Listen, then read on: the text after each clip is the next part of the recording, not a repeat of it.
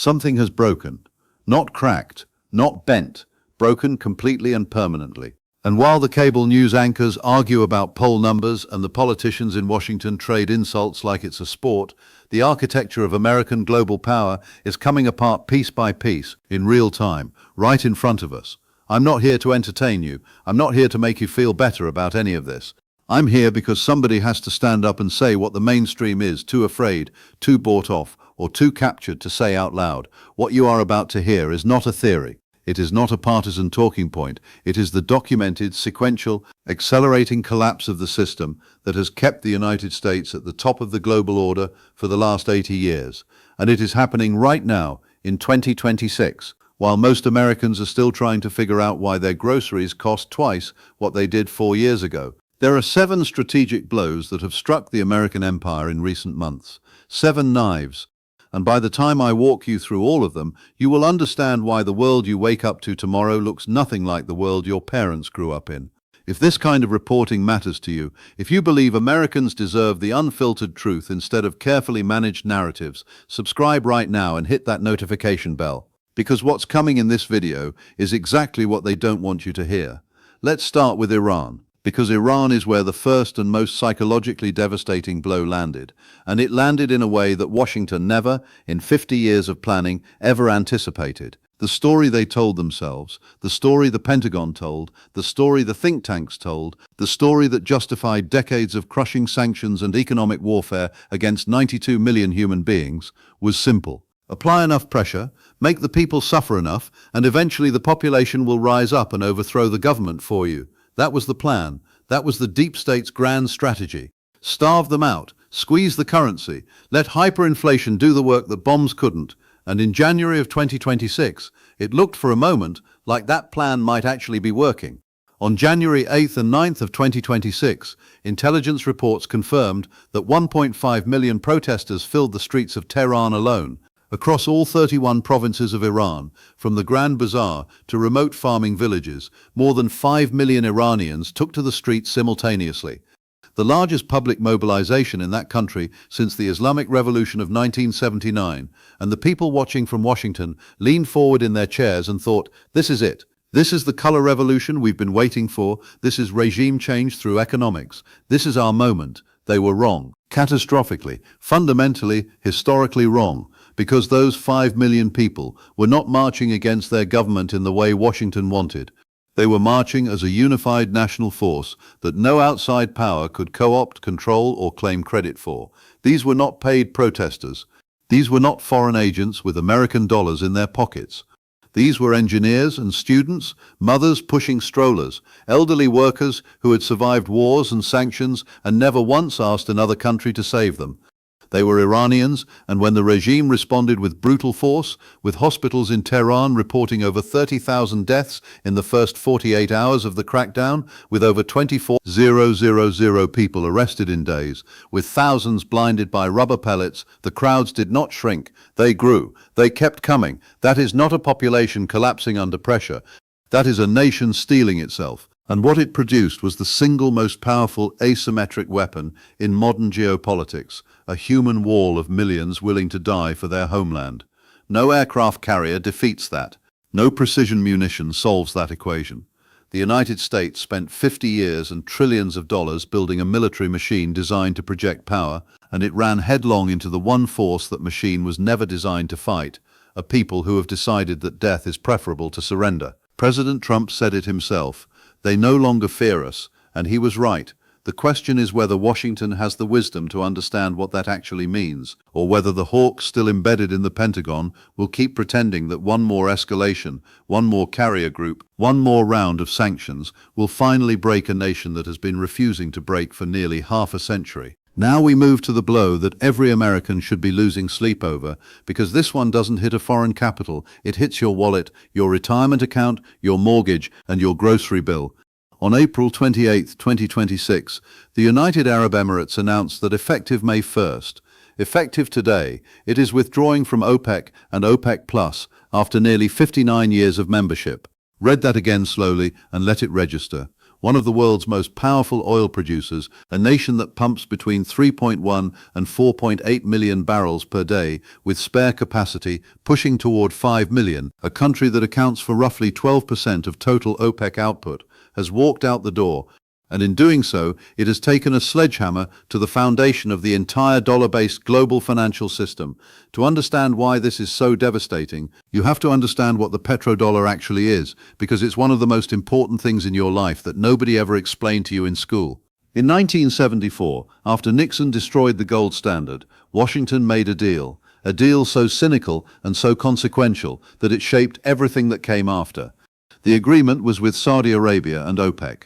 Price your oil exclusively in US dollars, take those dollar profits and cycle them back into American Treasury bonds and American weapons. And in exchange, we will protect you with the full force of the United States military.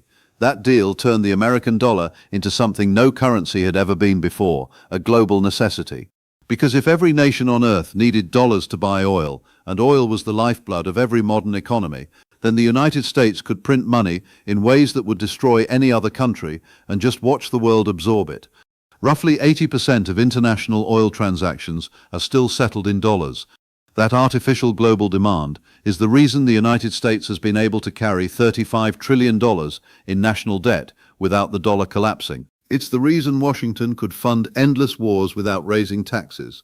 It's the reason the Federal Reserve could print trillions of dollars during COVID and not see immediate hyperinflation.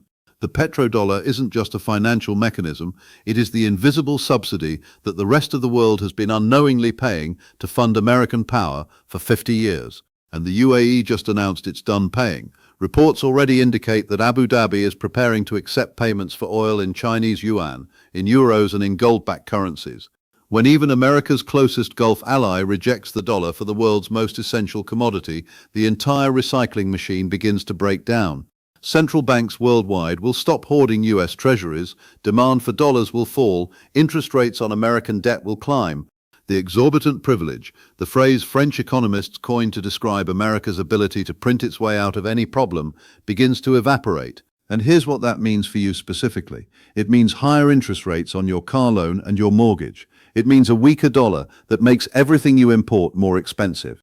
It means the government's ability to fund Social Security, Medicare and the military without raising taxes starts to erode. This is not abstract.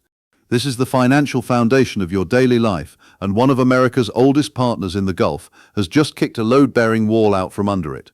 Stay with me, because the third blow is the one that has the Pentagon in a state of quiet emergency, and it involves the most strategically critical military infrastructure the United States has built in the last 20 years. In late April 2026, both Oman and Qatar officially denied the United States access to their airspace, their military bases, and their logistical facilities for any offensive operations against Iran. Not neutrality, not hesitation, a direct, formal, calculated refusal. And if you don't understand why that is a military catastrophe of historic dimensions, let me make it plain. Al Udeid Air Base in Qatar is the largest American military installation in the entire Middle East. It houses approximately 10,000 American troops. It serves as the forward headquarters of U.S. Central Command. It hosts over 100 combat and support aircraft, B-1B Lancers, F-15E Strike Eagles, F-35s, tankers, surveillance drones. Qatar has poured more than $8 billion into building and upgrading this facility since 2003. For over 2 decades, Al Udeid has been the beating heart of American air power in the region, coordinating strikes across Iraq, Syria, and Afghanistan. It is the nerve center from which any serious military campaign against Iran was always supposed to be launched, and the doors have been slammed shut. Simultaneously, Oman, which controls the southern flank of the Strait of Hormuz, the narrow choke point through which 20 million barrels of oil per day flow, representing nearly 20% of global petroleum consumption, has refused overflight rights and denied access to its strategic airfields and ports.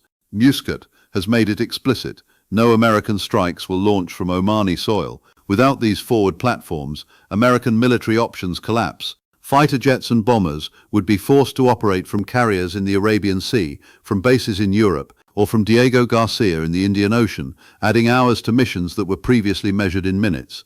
Refueling tankers would be stretched beyond operational limits. Response times that once measured in minutes now stretch to hours. F-35s and B-2 stealth bombers, once the symbols of untouchable American dominance, would be exposed for far longer to Iran's dense network of air defenses, ballistic missiles, and suicide drones. The rapid dominance strategy, the shock and awe doctrine that America has relied on since the Gulf War, simply evaporates when you don't have a launch pad.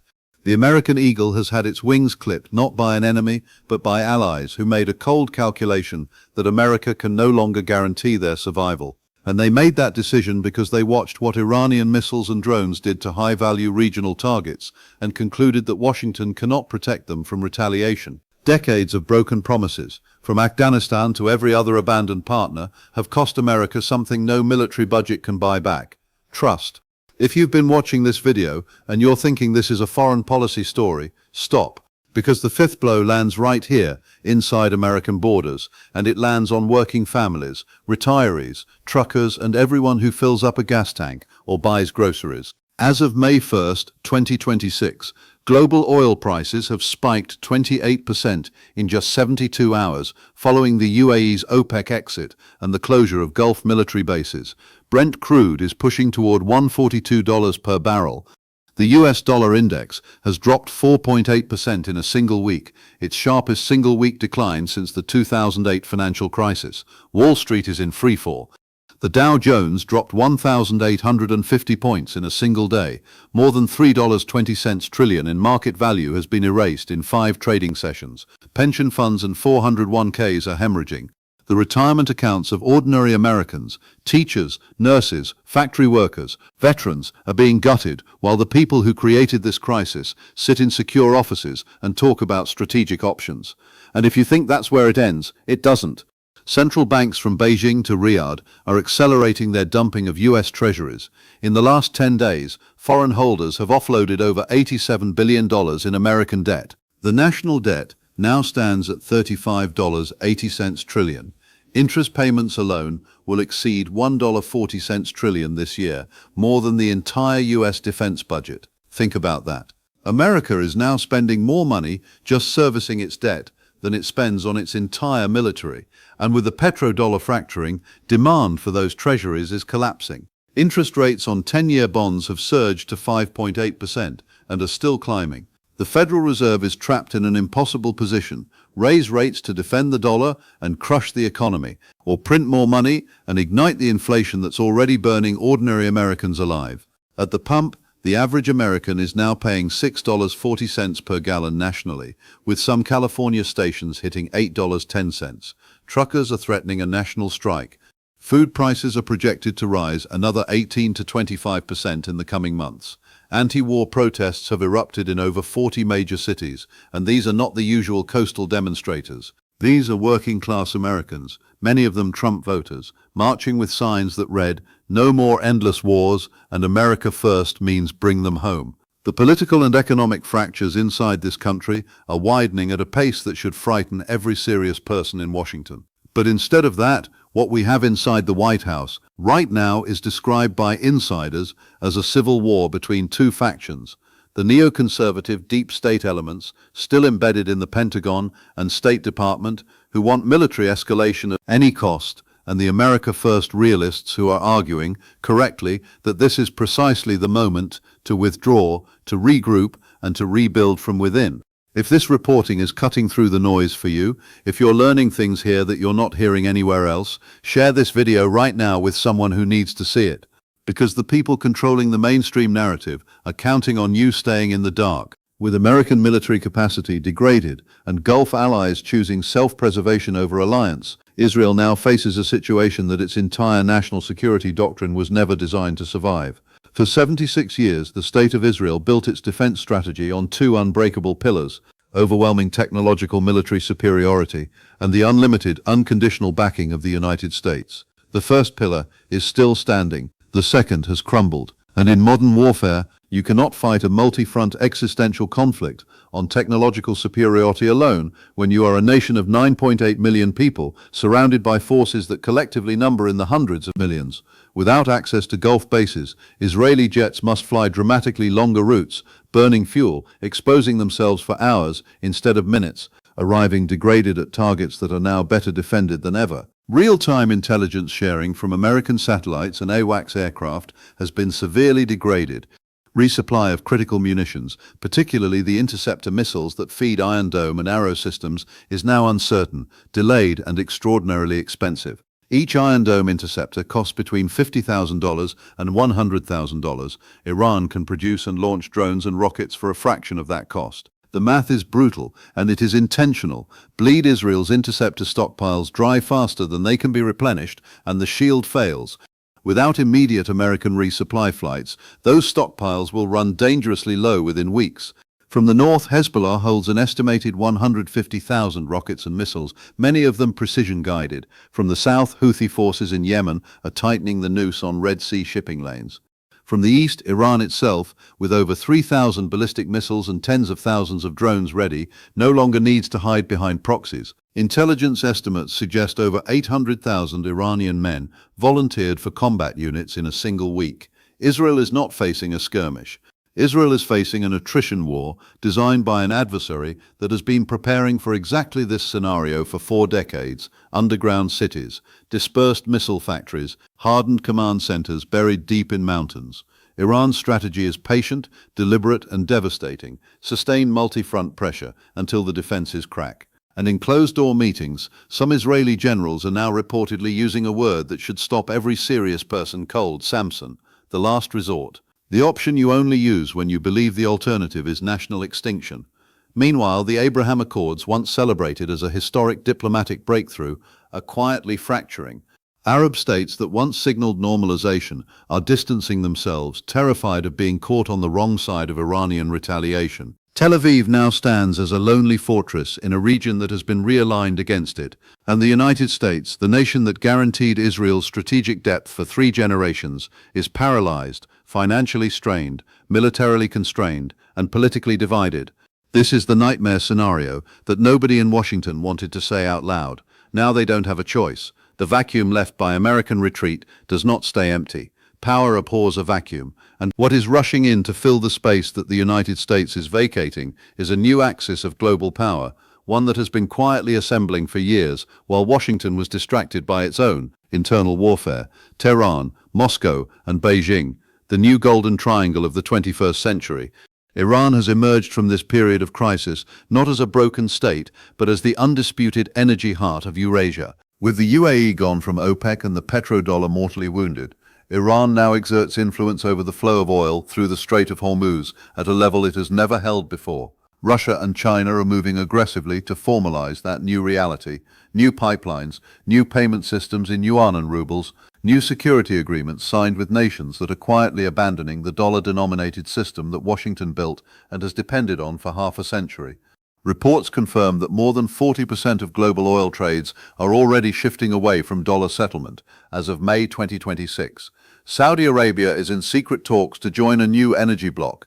India, Brazil, and even some European nations are hedging their bets, building alternative financial rails, and quietly reducing their exposure to U.S. Treasury holdings. The SWIFT system, once Washington's ultimate financial weapon, the mechanism by which America could freeze any nation out of the global economy, is being bypassed by new blockchain and national currency networks backed by gold and commodities. This is not a threat. This is not a forecast. This is the documented, accelerating restructuring of the global financial system happening in real time, and most Americans have no idea it's occurring because the institutions that should be telling them are either too compromised or too cowardly to say it clearly.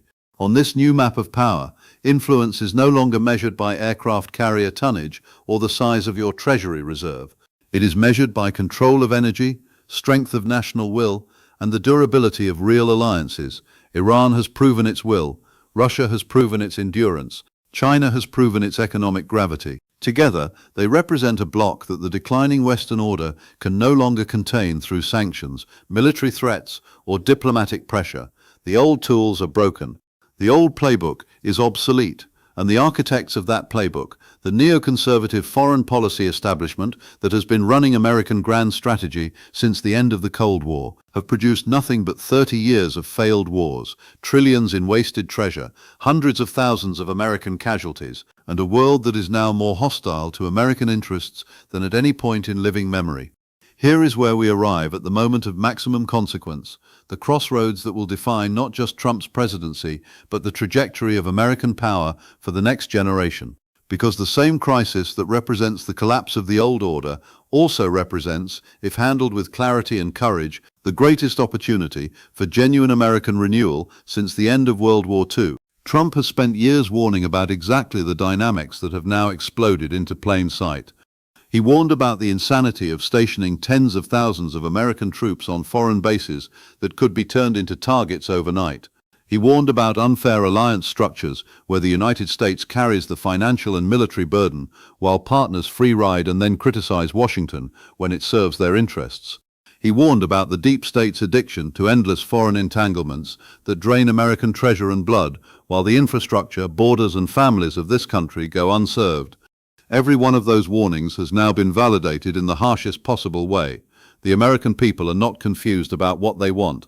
Polls show over 68% of Americans now oppose further military involvement in the Middle East. Gas at $6 to $8 a gallon has made America first not just popular, but a matter of basic economic survival for working families. The political mandate exists. The strategic logic exists. The historical opportunity exists. What Trump must now decide, and must decide quickly, because every day of delay costs more money, more credibility, and more stability, is whether he has the iron will to execute the reset that the moment demands. That means immediately withdrawing remaining American forces from exposed vulnerable positions in the Middle East and redeploying them to actually protect American borders. It means unleashing American domestic energy production with full force, using the largest energy reserves on Earth to become the world's undisputed energy superpower and undercutting the Tehran-Moscow-Beijing axis on price and reliability simultaneously. It means renegotiating every single alliance relationship from scratch, not out of isolationism, but out of cold, rational self-interest. You want the American security umbrella? Then pay for it in full, in real terms, starting now. It means crushing the influence of the neoconservative deep state apparatus that has driven American foreign policy off a cliff and exposing systematically and publicly how their decisions led directly to this national humiliation. Because if Trump plays this crisis correctly, if he refuses to be baited into one final catastrophic military adventure by the same people who gave us Iraq, Libya, Afghanistan, and Syria, he can emerge as something genuinely historic. Not the president who policed the world, but the president who ended America's role as the world's most expensive and underappreciated security guard, and rebuilt this nation as the strongest, richest, most self-sufficient, and most genuinely respected power on earth. Not through global intervention, but through ruthless, unapologetic national self-interest. The new world order that is emerging has no patience for weakness. It does not reward noble gestures or strategic hesitation. It rewards strength, clarity, decisiveness, and realism. And in that new world, the nation that wins will not be the one with the most aircraft carriers. It will be the nation with the strongest economy, the most secure borders, the most reliable domestic energy supply, and the clearest sense of its own national purpose. But underneath all of this geopolitics, underneath every strategic calculation and every falling domino, there are human beings paying the price. There are mothers in Tehran burying their sons. There are young American families staring at gas pump totals they cannot afford. There are truck drivers in Ohio watching their livelihoods evaporate as fuel costs destroy their margins. There are grandmothers in California rationing their medications because inflation has devoured their fixed incomes. There are young Israeli soldiers standing on front lines knowing that the cavalry they were promised for 76 years is not coming. This is not geopolitics. This is human tragedy at a civilizational scale, and it was not inevitable. It was the product of decades of arrogant, corrupt, self-serving decisions made by people who never had to pay the consequences of those decisions themselves. The lesson of this moment is not complicated. Empires built on debt, arrogance, and endless foreign wars do not survive. The will of a people cannot be bombed into submission. Loyalty purchased with money and weapons is temporary. Loyalty rooted in genuine national interest endures. And most importantly, America must return to America first, not as a campaign slogan, not as a television talking point, but as a living, operational national doctrine. The blood and treasure of this country have been spent for too long on behalf of partners who never truly valued that sacrifice. The reckoning that has now arrived was not a surprise to anyone paying honest attention. It was a predictable result of decisions made over decades by an establishment that prioritized its own power, its own contracts, and its own ideological obsessions over the actual interests of the American people. The seven knives have struck. The old order is bleeding out. The new map is being drawn in oil, fire, and steel. And President Donald J. Trump stands at the center of the most consequential decision point any American leader has faced in a generation. The question is not whether the old system will survive. It will not.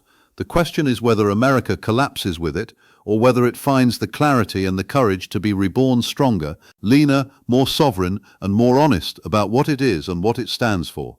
History is not made by the cautious. It is not made by the comfortable. It is made by those who look at the full, unvarnished truth, however brutal, and choose to act on it rather than manage it, spin it, or pretend it away. If this video told you something true that you needed to hear, subscribe, share it with every American you know who's trying to make sense of what's happening, and leave your thoughts in the comments. What do you think Trump should do right now? Your voice is not irrelevant. In moments like this one, it matters more than it ever has. Stay informed, stay clear-eyed, and stay ready, because the storm is not over. But storms, if you are prepared for them, also carry the seeds of renewal. This is Trump Power Watch, and we don't just cover the collapse, we cover what comes next.